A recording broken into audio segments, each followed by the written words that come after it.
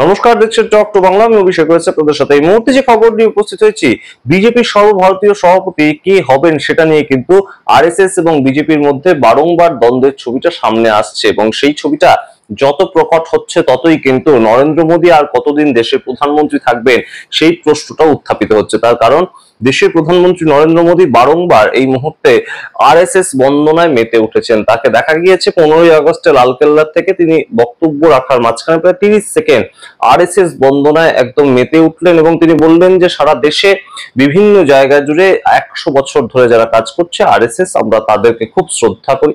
দেশের প্রগতির কাজে তাদেরও যে যোগদান সেটাকে আমরা শ্রদ্ধা করি। এই ধরনের কথাগুলো বলতে হচ্ছে। কখনো মন কি বাত সেখানে আরএসএস প্রসঙ্গ উঠে আসছে, কখনো আরএসএস এর সদর দপ্তর, প্রথম দেশের কোনো প্রধানমন্ত্রী সেখানে পা রেখেছেন।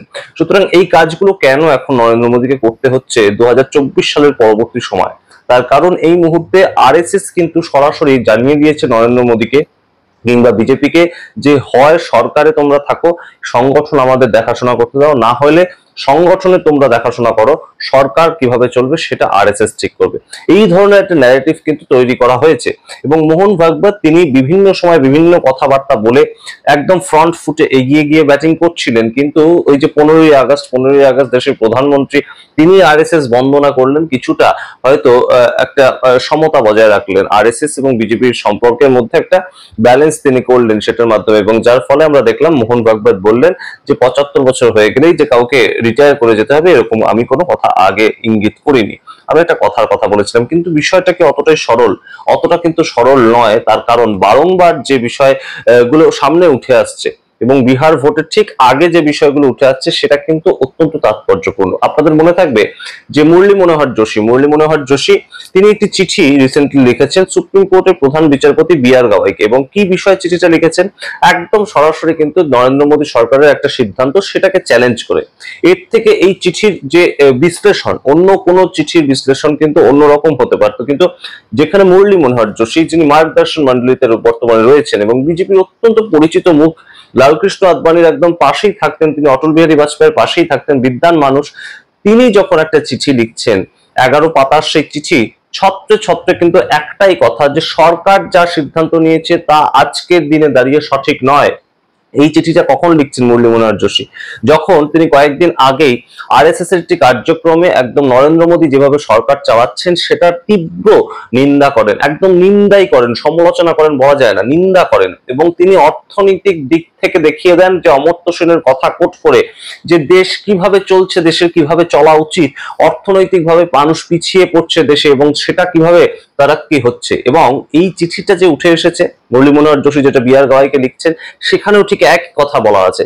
সেখানে বলা আছে যে এই যে কাজটা, অর্থাৎ এই যে উত্তরাখণ্ডে রাস্তা বড় করার যে কাজটা, 5.5 মিটারের রাস্তাকে 12 মিটার করার যে প্রস্তাবটা, সেটাও কোথাও গিয়ে কিছু পুঁজিপতি অর্থাৎ যে কন্ট্রাক্টর এই কাজগুলো করবেন তাদের লাভের জন্য এই প্রস্তাবটা দেওয়া হয়েছে, এমন কথা মুরলী মনোহর যোশী লিখছেন। তিনি লিখছেন যে যখন 365 দিন কেদারনাথ, বদ্রীনাথ, গঙ্গোত্রী, যমুনোত্রী 4 ধামে মানুষ যাবেন, তখন সেখানে নতুন করে হোটেল তৈরি করা হবে এবং সেই হোটেলগুলো কন্ট্রাক্ট কারা পাবেন, কারা সেই হোটেল তৈরি করতে পারবেন, সেই বিষয়গুলো সরকার ঠিক করবে এবং সরকারে থাকা লোকজন ঠিক করবে। সুতরাং সেই জায়গার যে প্রাকৃতিক সৌন্দর্য সেগুলো নষ্ট হবে এবং কিছু পুঁজিপতি তারা অর্থবান হবেন। অর্থাৎ বুঝতে পারছেন যে একদম বিজেপির মধ্যে থাকা একজন মানুষ, তারা গত 11 বছর ধরে দেখছেন যে নরেন্দ্র মোদী, অমিত শাহ কিভাবে সরকার চালাচ্ছেন এবং সরকারের আশেপাশে থাকা 2-4 জন শিল্পপতি তারা ছাড়া কেউ লাভ করতে পারছে না। এবং তারা যে পরিমাণ লাভ করছে, আদানি বলুন, আম্বানি বলুন, তারা যে পরিমাণ লাভ করছে সেটার কয়েক গুণ ফুলে ফেপে উঠছেন কিন্তু প্রতি মুহূর্তে তারা। এবং দেশের বিভিন্ন জায়গাকে নিয়ে কিন্তু প্রশ্ন চিহ্ন উঠছে। যেমন রাহুল গান্ধী বলেছিলেন 7খানা এয়ারপোর্ট রাতারাতি বিক্রি হয়ে গেল, এটা কিভাবে আদানির কাছে বিক্রি হলো? এই রকম যে প্রশ্নগুলো বিভিন্ন মানুষ তুলছেন, এখন কিন্তু বিজেপির অভ্যন্তরেও মানুষ তুলতে শুরু করেছেন। এবারে আমরা যদি আসি যে বিজেপির সর্বভারতীয় সভাপতি পদটা কেন এই মুহূর্তে আরো তাৎপর্যপূর্ণ, তাহলে কিন্তু আমরা দেখতে পাবো যে আরএসএস পন্থী যে সমস্ত মানুষরা এত বছর ধরে কোণঠাসা হয়েছিলেন, তারা কিন্তু এই মুহূর্তে তাদের যে বক্তব্যগুলো আবার সামনে নিয়ে আসছেন। ইতিমধ্যে আপনারা দেখতে পেয়েছেন বসুন্ধরা রাজে তিনি রাজস্থানে একটি কার্যক্রমে নরেন্দ্র মোদীকে রীতিমতন স্টেজের ওপর বলা যেতে পারে অপমানজনক একটা ভাবভঙ্গি করেছেন এবং তিনি হাত জোড় করে অভিবাদন পর্যন্ত জানাননি দেশের প্রধানমন্ত্রীকে। যেটা নরেন্দ্র মোদী তাকে হাত জোর করেছে তার সামনে গিয়ে, সেই রকম যে জায়গাগুলো উঠে আসছে, একদম ছবিগুলো যে সামনে থেকে উঠে আসছে, সেগুলো কিন্তু কখনোই কাঙ্ক্ষিত নয়। এবং যে নরেন্দ্র মোদীকে একদম জি হুজুর করা হতো, সেই নরেন্দ্র মোদীকে এইভাবে বিভিন্ন জায়গায় বেশ ধাক্কা খেতে হচ্ছে, সেটা কিন্তু একটা বড় সড়ো ইঙ্গিত যে এই মুহূর্তে বিহার ভোটটার দিকে সবাই তাকিয়ে আছেন। সেটা যেমন বিরোধীরা তাকিয়ে আছে, যেমন চন্দ্রবাবু নাইডু তাকিয়ে আছে, ঠিক তেমন ভাবে কিন্তু ভারতীয় জনতা পার্টির মধ্যে একাধিক এমপি, একাধিক মন্ত্রী যারা আরএসএস পন্থী এবং যারা গুরুত্বহীন হয়ে বসে আছেন এত বছর ধরে, তারা তাকিয়ে আছেন যে বিহার ভোটে কি হয়। বিহার ভোটের পরেও কি নীতিশ কুমার সরকার চলে? নীতিশ কুমার সরকার যদি হেরে যায়, তাহলে নীতিশ কুমার যদি মুখ্যমন্ত্রী না থাকে, তাহলে কি 12 জন সাংসদ দিয়ে তিনি নরেন্দ্র মোদীকে সাপোর্ট করবেন? এই পরিস্থিতিগুলোর দিকে কিন্তু অনেকে তাকিয়ে আছেন, এবং তাই জন্য সর্বভারতীয় সভাপতি সেটা কোথাও গিয়ে বিহার ভোটের আগে ঠিক করতে চাইছে আরএসএস, এবং তাদের তরফ থেকে যে নামটা উঠে আসছে সেটা কিন্তু বারংবার গুরুত্বপূর্ণ। তার কারণ এই মুহূর্তে নীতিন গাডকারি, তার নাম নিয়ে আলোচনা হয়েছিল, কিন্তু শিবরাজ সিং চৌহানের সঙ্গে আপনাদের জানিয়েছিলাম 45 মিনিট বৈঠক করেছেন আরএসএস প্রধান মোহন ভাগবত একান্তে, কিন্তু সেখান থেকেই যেটা খবর উঠে এসেছিল, শিবরাজ সিং চৌহান নিজেও হবেন না আরএসএস এর একদম মুখপত্র হিসেবে বিজেপি সর্বভারতীয় সভাপতি। তিনি বলেছেন নীতিন গাডকারি, তাকেও করবেন না। নীতিন গাডকারি এই মুহূর্তে ফিটেস্ট লোক নন, তার কারণ তার পেছনে বিভিন্ন রকম টার্গেট কাজ করছে। তার ছেলের ইথানলের কোম্পানি, সেটার পেছনে মানুষ উঠে পড়ে লেগেছেন, বিভিন্ন মিডিয়া দিয়ে তাকে ফ্রেম করানোর চেষ্টা করছে যে এই মুহূর্তে পেট্রোলের যে দাম বাড়ছে কিংবা পেট্রোলের মধ্যে ইথানল মেশানো হচ্ছে, সেটার পেছনে একদম নীতিন গাডকারি, তার একটা যোগ সাজস আছে। কিন্তু এই মুহূর্তে আপনাদের জানিয়ে দিই যে সারা দেশ জুড়ে 300-র বেশি কোম্পানি ইথানল তৈরি করে, তাহলে সেই ক্ষেত্রে শুধুমাত্র নীতিন গাডকারির ছেলে, তাদেরকে কেন ফ্রেম করা হলো?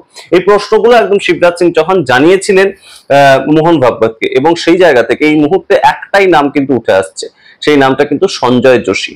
এবং সঞ্জয় যোশী আপনারা জানেন স্বভাবতই যে নরেন্দ্র মোদীর বিপরীত মেরুতে থাকা একজন ব্যক্তিত্ব, সারা জীবন আরএসএস পন্থী মানুষ, এবং তিনি সমস্তটা হারিয়ে ফেলেছেন। অর্থাৎ তাকে কিন্তু নরেন্দ্র মোদী সরকার আসার পর, গুজরাট থেকে উঠে এসে যখন নরেন্দ্র মোদী দিল্লিতে বসলেন, তখন থেকে সঞ্জয় যোশী সম্পূর্ণ অন্তরালে থেকে কাজ করে যাচ্ছেন, এবং সেই সঞ্জয় যোশীকে এই মুহূর্তে কিন্তু আবারও সর্বভারতীয় সভাপতি পদে বসানোর একটা প্রস্তাব রাখছে বিজেপির তরফ থেকে যারা আরএসএস পন্থী সাংসদ তারা, এবং অন্যদিকে আরএসএস ক্রমাগত কিন্তু চাপ দিচ্ছে সঞ্জয় যোশীর নামটা নিয়ে। তার কারণ একজন একদম সংগঠনটাকে মজবুত রাখবে, বিভিন্ন স্টেটে সংগঠনটার দায়িত্ব তিনি নেবেন, এই প্রেক্ষাপটটা কিন্তু সঞ্জয় যোশী সম্পূর্ণভাবে ভালোভাবে চালাতে পারবেন, সেটা যেমন একটা ফ্যাক্টর। ঠিক অন্যদিকে যেটা ফ্যাক্টর উঠে আসছে যে নরেন্দ্র মোদী অমিত শাহের চেহারাটা কিন্তু এই মুহূর্তে একটা বদল ঘটানোর দরকার, মূলত নরেন্দ্র মোদীর চেহারা। তার কারণ প্রত্যেকটা ক্ষেত্রে, সেটা দেশের অভ্যন্তরীণ ক্ষেত্রে হোক, বিদেশ নীতির ক্ষেত্রে হোক, নরেন্দ্র মোদীর যে সমস্ত কার্যকলাপ সেগুলো কিন্তু ফেল করেছে, এটা প্রমাণিত। 2016 সালে নরেন্দ্র মোদী যখন রাত 12টার সময় হঠাৎ করে জিএসটিটা চাপিয়ে দিয়েছিলেন, তখন তিনি কি বলেছিলেন যে একটা নতুন স্বাধীনতা ভারতবর্ষ পেল, একটা নতুন ট্যাক্স স্ল্যাব এলো, এবং যেটা রীতিমতো মানুষকে একদম আজাদি দেবে। কিন্তু যেটা দেখা গেল দীর্ঘ 8 বছর পর, 9 বছর পর, সেই জিএসটি থেকে একদম তাদের 2 কদম পিছিয়ে চলে যেতে হলো, এবং নরেন্দ্র মোদী বললেন যে এইবার আমরা মানুষকে একদম আজাদি দিলাম। তাহলে এত বছর ধরে, 9 বছর ধরে মানুষের থেকে 22 লক্ষ কোটি টাকা সেটা কেন গ্রহণ করা হলো, এই প্রশ্নগুলো উঠছে। এবং তার সঙ্গে যেটা গুরুত্বপূর্ণ বিষয়, নরেন্দ্র মোদী এবং অমিত শাহ তাদের একটার পর একটা যে বক্তব্য বা একদম সিদ্ধান্ত, সেগুলো কোথাও গিয়ে প্রশ্ন চিহ্নের মুখে এই মুহূর্তে পড়ছে। তারপর লাদাখের থেকে যখন 370 ধারা তুলে লাদাখটাকে আলাদা কেন্দ্রশাসিত অঞ্চল করা হলো, তখন থেকেই কিন্তু বিরোধীরা বলেছিলেন যে লাদাখকে আলাদা স্টেটহুড দেওয়া হচ্ছে না কেন, যদি কাশ্মীরকে দেওয়া হয় তাহলে লাদাখকে দেওয়া হবে না কেন, কাশ্মীরের সঙ্গেই তো লাদাখ যুক্ত ছিল, তাহলে লাদাখকে আরেকটা স্টেটহুড দেওয়া হবে না কেন, সেটাকে কেন কেন্দ্রশাসিত অঞ্চল রাখা হলো? এবং সেই দাবি নিয়ে কিন্তু এই মুহূর্তে আপনারা দেখতে পেয়েছেন বিজেপির কার্যালয় পুড়েছে, 4 জন মানুষ মারা গেছেন, 60 জনের বেশি আহত, এবং এখনো পর্যন্ত সেখানে কিন্তু প্রতিবাদ চলছে। এবং শুধু তাই নয়, বিভিন্ন স্টেট, আসামের ক্ষেত্রে একই অবস্থা। আসামের 2016 সালে নরেন্দ্র মোদী সরকার একদম তাদের প্রতিশ্রুতি দিয়েছিল যে আসামিজ বিভিন্ন মানুষ, বিভিন্ন প্রজাতি, তাদেরকে সংখ্যালঘু তকমা দেওয়া হবে, যে তাদের বিভিন্ন আসামিজ যে সম্প্রদায় তাদেরকে আদিবাসী তকমা দেওয়া হবে, কিন্তু সেটা এখনো পর্যন্ত দেওয়া হয়নি। এখনো পর্যন্ত তাদেরকে সেই আদিবাসী তকমাটা দেয়নি নরেন্দ্র মোদী সরকার, এবং সেটা নিয়ে আসাম উত্তপ্ত। বিহারে বিভিন্ন সময় আমরা দেখতে পাচ্ছি সিট শেয়ারিং নিয়ে সমস্যা, এবং সিট শেয়ারিং নিয়ে ইতিমধ্যেই যা খবর উঠে আসছে, চিরাগ পাসওয়ান 45টা সিটের একদম লিস্ট অমিত শাহের কাছে পৌঁছে দিয়েছেন, এবং সেখানে বিভিন্ন সিটে দেখা যাচ্ছে যে একদম বিজেপির তাবড়ো নেতারা কন্টেস্ট করার কথা, কিন্তু সেগুলো চেয়ে বসেছেন চিরাগ পাসওয়ান। এখন চিরাগ পাসওয়ানকে থামাবেন কি করে? এবং চিরাগ পাসওয়ানকে শান্ত রাখতে হবে, কারণ 5 জন সাংসদ তার নিজেরও আজ রয়েছে কেন্দ্রীয় সরকার। সুতরাং যেখানে নরেন্দ্র মোদী অমিত শাহ যাচ্ছেন বর্তমানে, তাদের কিন্তু সাংসদদের নিয়ে ভাবতে হচ্ছে। জিতন রাম মাঝি একজন সাংসদ, চিরাগ পাসওয়ান 5 জন সাংসদ, নীতিশ কুমার 12 জন সাংসদ, যেখানেই তিনি যাবেন বিহারে, যেভাবেই তিনি গুটি সাজাতে যান না কেন, এই 18 জন সাংসদ তার পা ধরে টানছেন। এবং এই যে 18 জন সাংসদের সমর্থনটা, সেটা যদি নরেন্দ্র মোদী অমিত শাহ না পান, এবং সেগুলো কিন্তু বড়সড় একটা ফ্যাক্টর হতে পারে, গেম চেঞ্জিং ফ্যাক্টর হতে পারে, এবং সেগুলো কোথাও গিয়ে কিন্তু মোহন ভাগবত যেমন জানেন, তেমন অমিত শাহ জানেন। সুতরাং প্রত্যেকটা বিষয় এই মুহূর্তে অত্যন্ত গুরুতর হয়ে উঠছে। সঞ্জয় যোশীর নাম উঠে আসছে, এবং সঞ্জয় যোশীকে শেষ পর্যন্ত জেপি নাড্ডার পরবর্তীতে সম্পূর্ণ সংগঠনের দায়িত্ব দিয়ে আরএসএস পুরো ক্ষমতাটা নিজেদের হাতে রাখে কিনা, সেটাই এখন সময়ের অপেক্ষায়। আমরা দেখতে থাকবো কি হয়। অবশ্যই এই মুহূর্তে আপনাদের বক্তব্য কমেন্ট বক্সে কমেন্ট করুন। দেখতে থাকুন টক টু বাংলা। অবশ্যই টক টু বাংলা ইউটিউব চ্যানেলকে সাবস্ক্রাইব করে দিন। ধন্যবাদ।